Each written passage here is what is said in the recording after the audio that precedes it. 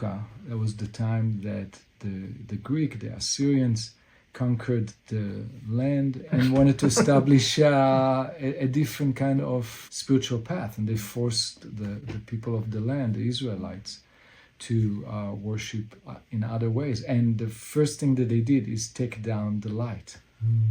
And not only that, they destroyed also the olive oil, the sacred olive oil that was blessed and purified for use in the candelabra. And so there's a whole story about the Maccabees, the Hebrew soldiers who restore the light to the temple, and the miracle of light, that there was no more oil because it was all destroyed.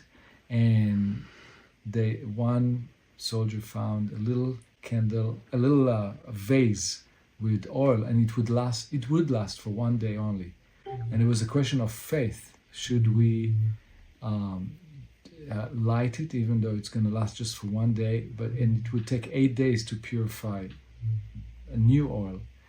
And it was a leap of faith to say, let's light one, and let's trust that there will be a miracle of faith. And so they light one, and that amount of oil miraculously lasted for a whole week while they purified the oil, and they restored the light. The most important thing about this holiday is about the light.